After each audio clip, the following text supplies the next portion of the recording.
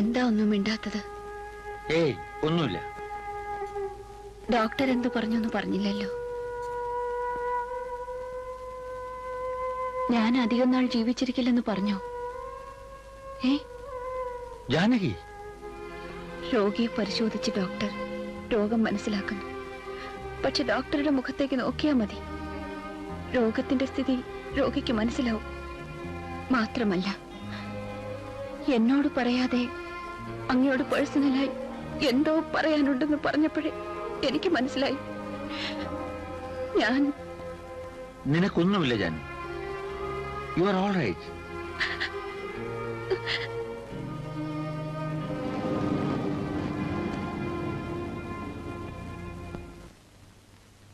അത് ഞാനാണ്.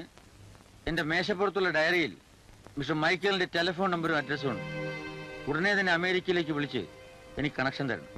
ഞാനും ജാനകി സ്റ്റേറ്റ്സിലേക്ക് പോകുന്നു ഫോർ ഹർ ട്രീറ്റ്മെന്റ്. ട്രാവലിംഗ് ഏജന്റിനെ വിളിച്ച് ടിക്കറ്റിനും വിസയ്ക്കും ഒക്കെ വേണ്ട ഏർപ്പാട് ചെയ്യണം. ഓക്കെ?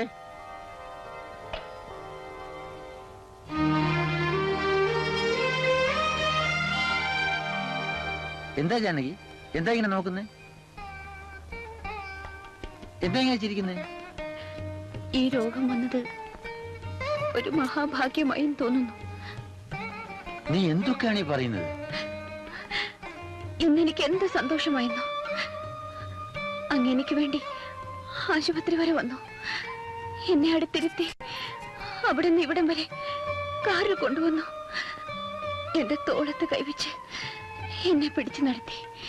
ഇപ്പോ എന്നെ അമേരിക്ക വരെ കൊണ്ടുപോകാൻ തീരുമാനിച്ചു. എനിക്ക് തൃപ്തിയായി. ഇതിൽ കൂടുതൽ എനിക്ക് ഒരു ചികിത്സയും വേണ്ടി വരില്ല. എന്റെ രോഗങ്ങളെല്ലാം താനെ ഭേദാവും. ജാനു, ഇനി ഞാൻ എന്നും എപ്പോഴും നിന്റെ കൂടെ തന്നെ ഉണ്ടാവും. വൈകിപ്പോയെങ്കിലും ജീവിതം എന്താണെന്ന് എനിക്ക് മനസ്സിലായി. ഇല്ല, എന്റെ തെറ്റുകൾ ഇനി ഞാൻ ആവർത്തിക്കില്ല. എന്തൊക്കെ നഷ്ടപ്പെട്ടാലും നീ എനിക്ക് കൂടിയേ തീരും. നീ ഇല്ലാതെ ജീവിക്കാൻ എനിക്ക് കഴിയില്ല ജാനു.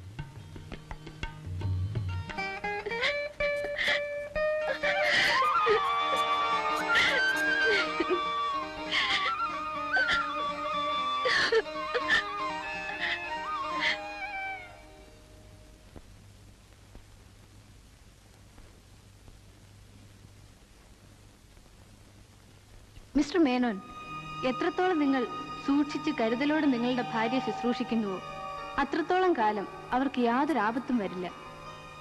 യാതൊരു കാരണവശാലും ഉപ്പോ മുളകോ പുളിയോ മധുര പദാർത്ഥങ്ങളോ അവർ കഴിക്കരുത്. എണ്ണ തീരെയും പാടില്ല. രോഗികൾക്ക് ആർത്തി കൂടും. എത്ര അറിവുള്ളവരാണെങ്കിലും തരം കിട്ടിയാൽ കയ്യിൽ കിട്ടിയതൊക്കെ കഴിച്ചു എന്ന് വരും. അത് ആപത്താണ്. പ്രത്യേകം ശ്രദ്ധിക്കണം.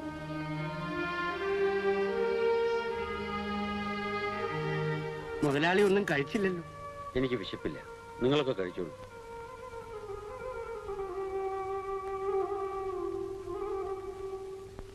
കല്യാണി. എന്തോ? എന്തിനാ അച്ഛമ്മ? അദ്ദേഹം ഇവിടെ ഉണ്ടോ? ഉടനെ വരുമെന്ന് പറഞ്ഞ് ഓഫീസിൽ പോയി. മോൻ എവിടെ? ഉറങ്ങുന്നു. ആയ അടുത്തുണ്ട്. കൊണ്ടുവരണോ? വേണ്ട, ഉറങ്ങട്ടെ. നീ ഇങ്ങടുത്ത് വാ.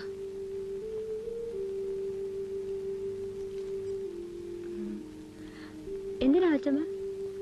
കുട്ടികൾക്ക് ഉടുപ്പും പാവാടയും തയ്പ്പിക്കാനാ. വാങ്ങിക്കേ. കല്യാണി, നിനക്കെന്നെ ഇഷ്ടമാണോ? അതെ അച്ഛമ്മ. എന്നാ നീ എനിക്ക് വേണ്ടി ഒരു ഉപകാരം ചെയ്യണം. ഇവരൊക്കെ പലതും പറയും, നീ അതൊന്നും കാര്യമാക്കല്ലേ. എന്താ അച്ഛമ്മ? ഞാൻ വായിക്കു രുചിയായിട്ട് എന്തെങ്കിലും കഴിച്ചിട്ട് എത്ര നാളുകളായിന്നറിയാമോ? അയ്യോ, അദ്ദേഹം പറഞ്ഞു. അദ്ദേഹം പറഞ്ഞതൊക്കെ എനിക്കറിയാം. പാവം പേടിച്ചിട്ടാ. അത്രയ്ക്കൊന്നും പേടിക്കാനില്ലെന്നേ. നീ ഒരു കാര്യം ചെയ്യും, 2 കഷ്ണം പൊരിച്ച കോഴിയും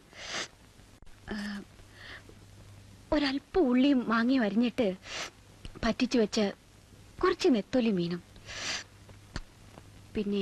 പിന്നെ വെളിച്ചെണ്ണയിൽ പൊരിച്ചെടുത്ത കത്തിരിക്ക മെഴുക്ക് പുരട്ടി, കായും കൂടുതലിട്ട് ഒരല്പ സാമ്പാർ. മുളകും പുളിയൊന്നും കുറച്ച് കളയരുത് കേട്ടോ. അലമാരിയിൽ കടുമാങ്ങ ഇരിപ്പുണ്ട്. പുത്തരി ചോറും ഒരല്പം തൈരും. ചെല്ല്. ആ പിന്നെ കുറച്ച് പാൽപ്പായസം. മധുരം കുറച്ച് കളയരുത് കേട്ടോ. ചെല്ല്, വേഗം ചെല്ല്. ആ പിന്നെ എന്റെ പേസ്റ്റും ബ്രഷും എടുക്ക്. ഞാൻ പല്ല് തേച്ച് വരുമ്പോ എല്ലാം റെഡി ആയിരിക്കണം. ചെല്ല്.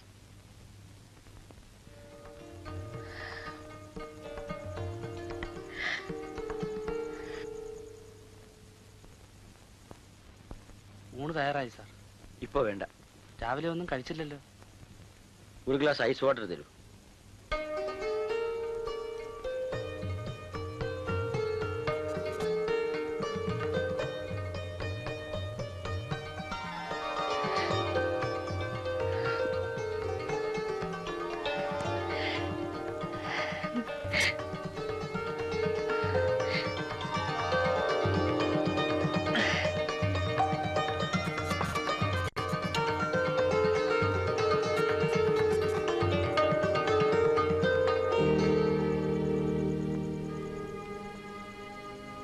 ഇതെല്ലാം എടുത്തോണ്ട് പോകും.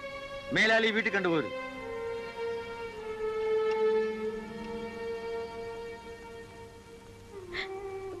അവൾ എന്തിനു വഴക്ക് പറയുന്നു?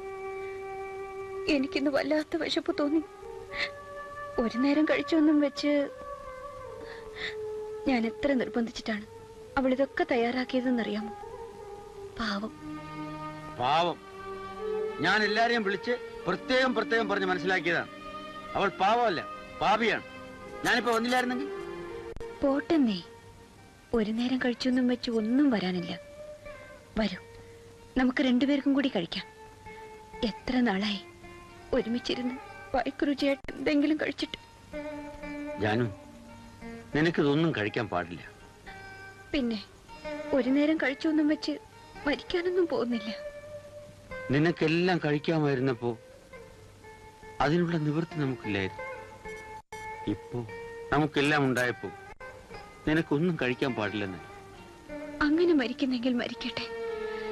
എന്നാലും ഞാൻ വായ്ക്കുരുചിയായിട്ട് ഒരു നേരമെങ്കിലും കഴിച്ചിട്ടേ മരിക്കൂ. ഇല്ല ജാനു, ഞാൻ ജീവിച്ചിരിക്കുമ്പോ അതിന് സമ്മതിക്കില്ല. നീ എനിക്ക് വേണ്ടി എന്നൊന്നും ജീവിച്ചിരിക്കണം. എനിക്ക് വേണ്ടി, നമ്മുടെ കുഞ്ഞിന് വേണ്ടി, ഈ തറവാട്ടിന് വേണ്ടി. കുറച്ചു നാൾ കൂടി മതിയല്ലോ. അസുഖം ഭേദമായിട്ട് എന്തും കഴിക്കാമല്ലോ. അസുഖം ഭേദമായിട്ട്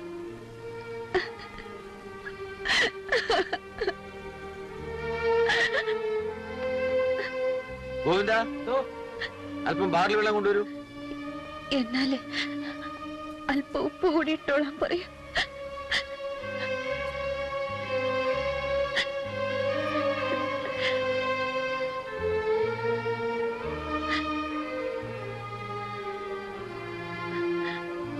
തൽക്കാലത്തേക്ക് എല്ലാ വിഭവങ്ങളും ഇതിലുണ്ടെന്ന് വിശ്വസിച്ചു.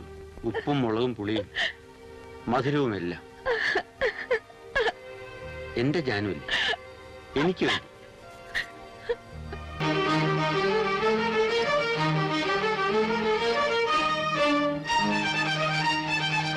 ജാനു, ജാനു,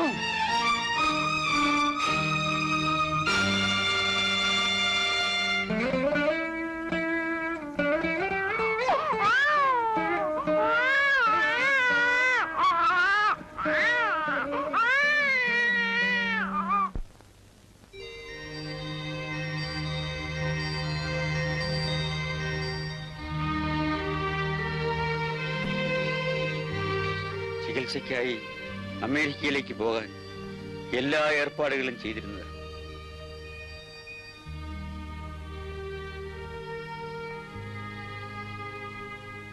നിന്റെ അമ്മയുടെ ജീവൻ ഏതാനും നിമിഷങ്ങൾ കൂടി പോലും നിലനിർത്താൻ കഴിയാതെ പോയ എന്റെ ലക്ഷ്യങ്ങൾക്ക് എന്ത് വിലയായിരുന്നതാ?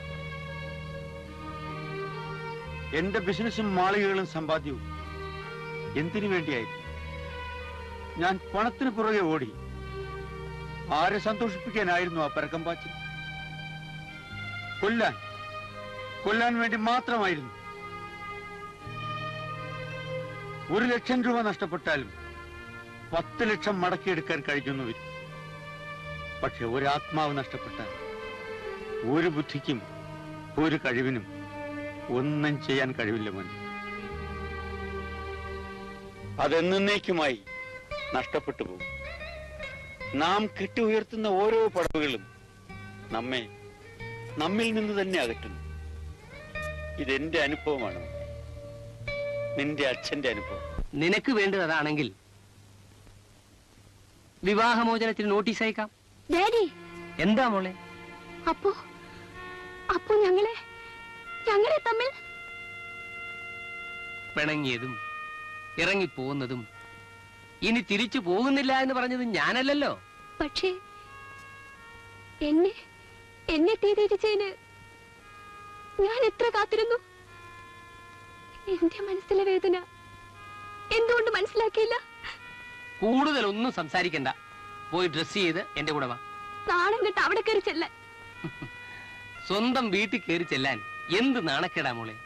പക്ഷെ ഡാഡി, സംസാരിച്ചത് മതി. Come on, let us start.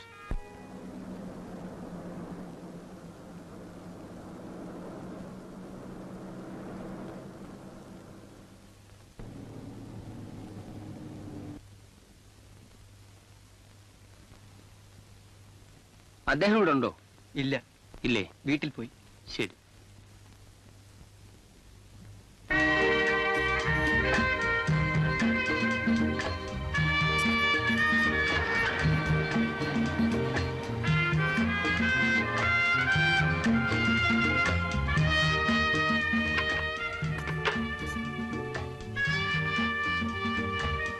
ആ, എന്തൊക്കെയുണ്ട് സുധേ വിശേഷങ്ങൾ? പിള്ളേരുടെ കാര്യം വലിയ ശല്യമായി അല്ലേ? ഞങ്ങൾ വീട്ടിലേക്ക് വരാൻ പുറപ്പെട്ടതാ. മിസ്റ്റർ മേനോനിവിടെ ഉണ്ടെങ്കിൽ കണ്ടിട്ട് പോകാമെന്ന് കരുതി. എന്താ വേണു, നീ കാറിൽ നിന്ന് ഇറങ്ങില്ല എന്ന് തീരുമാനിച്ചോ?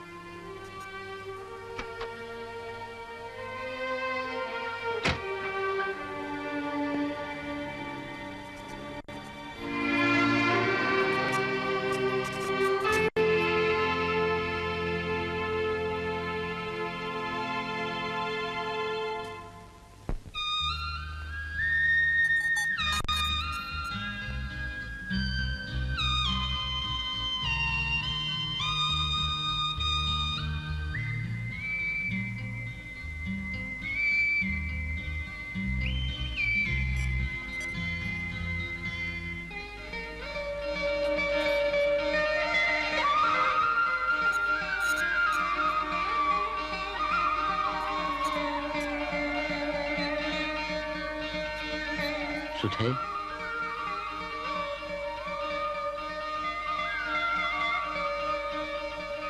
I am sorry Sudha.